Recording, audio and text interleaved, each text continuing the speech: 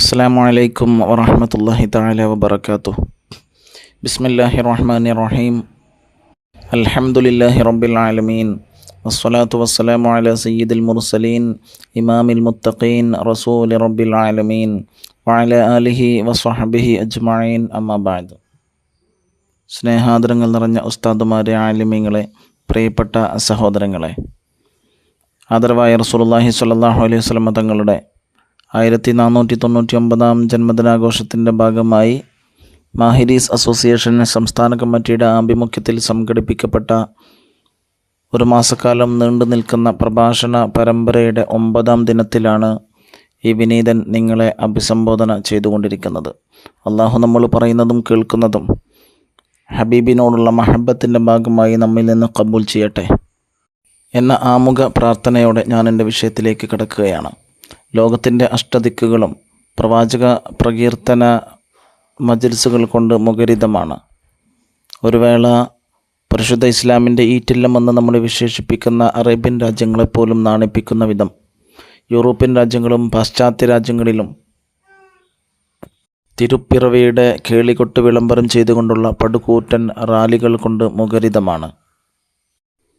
അനുദിനം പരിശുദ്ധ ഇസ്ലാമിൽ അംഗബലം വർദ്ധിച്ചുകൊണ്ടിരിക്കുന്ന യൂറോപ്പിലും അമേരിക്കയിലുമടക്കം വിവിധ നഗരങ്ങളിൽ വമ്പിച്ച നബിദിന റാലികൾ നടത്തിക്കൊണ്ട് മുസ്ലിം ലോകം പരിശുദ്ധ റബീഇനെ സ്വാഗതം ചെയ്തുകൊണ്ടിരിക്കുന്ന വളരെ സന്തോഷകരമായ സാഹചര്യത്തിലാണ് നാം നിലകൊള്ളുന്നത്. ഹബീബിനോട് ഇഷ്ടം പ്രകടിപ്പിക്കുക എന്നത് പരിശുദ്ധ ഇസ്ലാമിൻ്റെ അടിത്തറയാണ്. ഹബീബിൻ്റെ ജന്മദിനത്തിൽ സന്തോഷം പ്രകടിപ്പിക്കുക എന്നത് പരിശുദ്ധ ഖുർആൻ്റെ ആഹ്വാനവുമാണ്. പരിശുദ്ധ ഖുർആനിൽ സൂറത്ത് യൂനുസിലൂടെ അള്ളാഹു പഠിപ്പിക്കുന്നുണ്ട്, ഖുൽ ബിഫദ്ലില്ലാഹി വറഹ്മതിഹി ഫബിദാലിക ഫല്യഫ്റഹു ഹുവ ഖൈറും മിമ്മാ യജ്മഊൻ.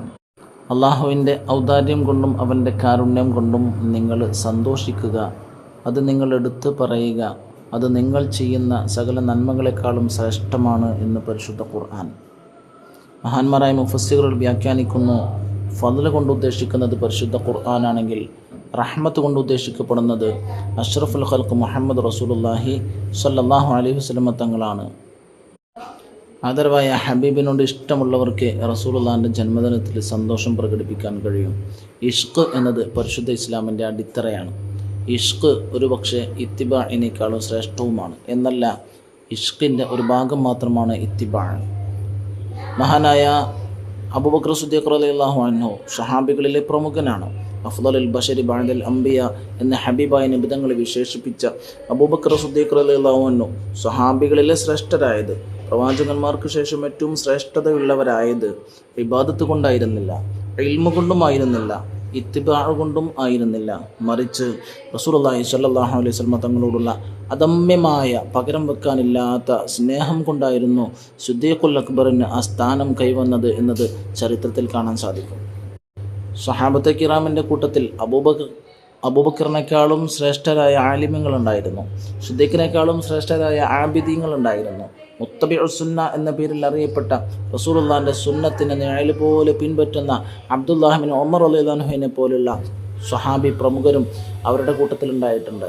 പക്ഷേ അവർക്കൊന്നും കിട്ടാത്ത ഒരു സ്ഥാനം അബൂബക്കർ സിദ്ദീഖ് റളിയല്ലാഹു അൻഹുവിന് ലഭിച്ചത് റസൂലുള്ളാഹിനോടുള്ള അദമ്യമായ സ്നേഹം ഒന്നുകൊണ്ട് മാത്രമായിരുന്നു എന്നതാണ് യാഥാർത്ഥ്യം. ഒരിക്കൽ ഹബീബായ നബി സല്ലല്ലാഹു അലൈഹി വസല്ലം തങ്ങൾക്ക് രോഗം ബാധിച്ചു. അബൂബക്കർ കാണാൻ ചെന്നു റളിയല്ലാഹു അൻഹു. റസൂലുള്ളാഹി സ്വല്ലല്ലാഹു അലൈഹി വസല്ലം തങ്ങളുടെ വാടിയ മുഖം കണ്ട മാത്രയിൽ അബൂബക്കറിനും പനിക്കാൻ തുടങ്ങി. പനിച്ചു വിറച്ചുകൊണ്ട് സ്വന്തം വീട്ടിലേക്ക് പോയ അബൂബക്കർ സിദ്ദീഖ് റളിയല്ലാഹു അൻഹു പനിച്ചു കിടപ്പിലായിരിക്കെ ഹബീബായ റസൂലുള്ളാഹി സ്വല്ലല്ലാഹു അലൈഹി വസല്ലം തങ്ങൾ പനിയെല്ലാം സുഖപ്പെട്ട് അബൂബക്കറിനെ കാണാൻ ചെന്നു. അബൂബക്കർ റളിയല്ലാഹു അൻഹുവിനെ ഹബീബായ നബി തങ്ങൾ കണ്ടു. റസൂലുള്ളാഹിൻ്റെ രോഗം സുഖപ്പെട്ടു എന്ന് അറിഞ്ഞ മാത്രയിൽ അബൂബക്കർ സിദ്ദീഖ് റളിയല്ലാഹു അൻഹു ചാടി എഴുന്നേറ്റു. എന്നിട്ട് അദ്ദേഹം പാടിയൊരു പാട്ടുണ്ട്, മരിലൽ ഹബീബ് ഫഅത്തുഹു ഫമരിൽതു മിൻ ഖൗഫി അലൈഹി ഫഅതൽ ഹബീബ് യസൂറുനി ഫബരിഅതു മിൻ നദരി ഇലൈഹി. ഹബീബിന് രോഗം ബാധിച്ചു, ഞാൻ കാണാൻ ചെന്നു, അപ്പോൾ ഞാനും രോഗിയായി മാറി. ഹബീബ് എന്നെ സന്ദർശിക്കാൻ വന്നു, അപ്പോൾ റസൂലുള്ളാഹിനെ കണ്ട മാത്രയിൽ എൻ്റെ രോഗം സുഖപ്പെട്ടുവെന്ന് അബൂബക്കർ സിദ്ദീഖ് റളിയല്ലാഹു അൻഹു പാടിയ മനോഹരമായ കവിത. അബൂബക്കർ റളിയല്ലാഹു അൻഹുവിൻ്റെ സ്നേഹം നിസ്തുലമാണ്. പ്രതിസന്ധി ഘട്ടങ്ങളിലെല്ലാം ഒരു നിഴൽ പോലെ അബൂബക്കർ സിദ്ദീഖ് റളിയല്ലാഹു റസൂലുള്ളാഹിൻ്റെ മുന്നിലുണ്ടായിട്ടുണ്ട്. മദീനയിലേക്ക് പലായനം ചെയ്യുന്ന വേളയിൽ, സൗർ ഗുഹയിൽ, മദീനയിലേക്കുള്ള യാത്രയിലെല്ലാം അബൂബക്കർ റളിയല്ലാഹുവിൻ്റെ സേവനം നിസ്തുലമാണ്. ഉഹദ് യുദ്ധത്തിൽ സ്വഹാബികൾ ചിന്നിച്ചെതറിയോടിയപ്പോഴും പാറ പോലെ ഉറച്ചു നിന്ന വിരലിലെണ്ണാവുന്ന ചിലരിൽ പ്രമുഖൻ അബൂബക്കർ റളിയല്ലാഹു ആയിരുന്നു. ഒരിക്കലൊരു സഹാബി റസൂലുള്ളാഹി സ്വല്ലല്ലാഹു അലൈഹി വസല്ലം തങ്ങളോട് ചോദിച്ചല്ലോ, മത്ത സഅതു യാ റസൂലല്ലാഹ്, നബി എപ്പോഴാണ് അന്ത്യനാൾ? ഹബീബായ നബി തങ്ങൾ പുഞ്ചിരി തൂയിക്കൊണ്ട് പ്രതിവചിച്ചു, മാ ആദത്തലഹ, അന്ത്യനാളിന് വേണ്ടി നീ എന്താണ് തയ്യാറാക്കി വെച്ചിട്ടുള്ളത്? അദ്ദേഹം കരഞ്ഞുകൊണ്ട് കണ്ണീരൊഴുക്കിക്കൊണ്ട് പറഞ്ഞു, നബിയെ, ഞാൻ ഒരുപാട് നിസ്കാരങ്ങളും നോമ്പുകളും കൊണ്ട് അന്ത്യനാളിന് വേണ്ടി തയ്യാറായി ഒരുങ്ങിയിരുന്ന ആളായിട്ടല്ല, മറിച്ച് ഇന്നി ഉഹിബ്ബുല്ലാഹ വ റസൂല, തീർച്ചയായും എൻ്റെ അള്ളാഹുവിനെയും എൻ്റെ ഹബീബിനെയും ഞാൻ സ്നേഹിക്കുന്നുണ്ട്, അത് മാത്രമാണ് എൻ്റെ കയ്യിലുള്ള മൂലധനം എന്ന് അദ്ദേഹം പറഞ്ഞപ്പോൾ ഹബീബായ നബി തങ്ങൾ പറഞ്ഞ മറുപടിയുണ്ട്, അന്ത മഅമൻ അഹബബ്ത, നീ സ്നേഹിച്ചവരോടൊപ്പമാണ് നീ അന്ത്യനാളിൽ ഉണ്ടാവുക എന്ന് പറഞ്ഞ മാത്രയിൽ അദ്ദേഹം സന്തോഷം രേഖപ്പെടുത്തി തുള്ളിച്ചാടി എന്നതാണ് സ്വഹാബികൾ രേഖപ്പെടുത്തിയ ചരിത്രം. മഹാനായ ഉമർ റളിയല്ലാഹു അൻഹു പറയുന്നുണ്ട്, ഹബീബായ നബി തങ്ങളുടെ ഈ വാക്ക് കേട്ട മാത്രയിൽ സ്വഹാബത്ത് ഒന്നടങ്കം സന്തോഷിച്ചു.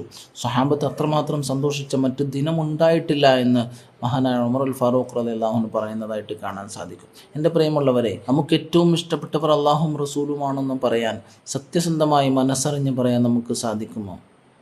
വിജയിച്ചവരെല്ലാം വിജയം കൈവരിച്ചത് ഇഷ്ക് കൊണ്ടാണ്. ഇഷ്ക് എന്ന് പറയുന്നത് ആഷിക്കിങ്ങൾക്ക് മാത്രം തിരിയുന്ന ഭാഷയുമാണ്.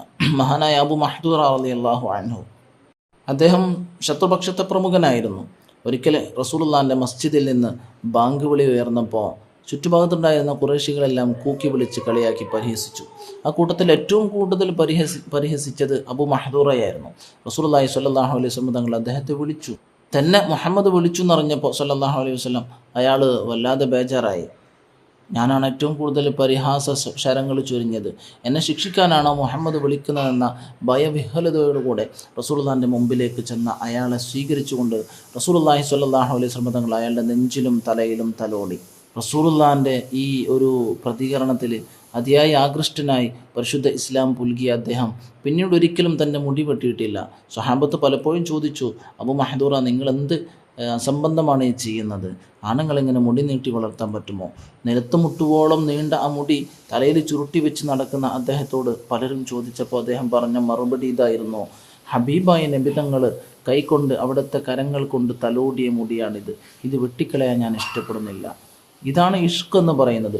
ഇഷ്ക് ഒരു വേള ഹുക്മിനേക്കാളും മികച്ചു നിന്നേക്കാം. ആണെന്നവർക്കൊരു പക്ഷേ ഒരു ഭ്രാന്തായി തോന്നിയേക്കാം. ഇഷ്ക് എന്ന് പറയുന്നത് ആഷിക്കിങ്ങൾക്ക് മാത്രം തിരിയുന്ന ഭാഷയാണ്. ഹുദൈബിയ സന്ധി വേളയിൽ ശത്രുപക്ഷത്തു നിന്ന് ഉർവത്തുൽ മസ്ഊദായിരുന്നു സന്ധി സംഭാഷണത്തിനെത്തിയിരുന്നത്. അദ്ദേഹം തിരിച്ചു ചെന്നുകൊണ്ട് തൻ്റെ സമൂഹത്തോട് പറയുന്നത് ചരിത്രത്തിൻ്റെ തങ്കലിപികളിൽ രേഖപ്പെടുത്ത സംഭവമാണ്.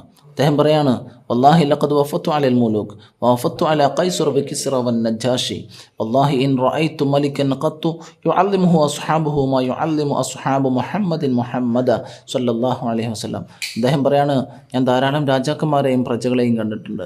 കിസ്റ കൈസർ രാജാക്കന്മാരെയും നജാഷി രാജാവിനെയും അവരുടെ അനുയായികളെയും ഞാൻ കണ്ടിട്ടുണ്ട്.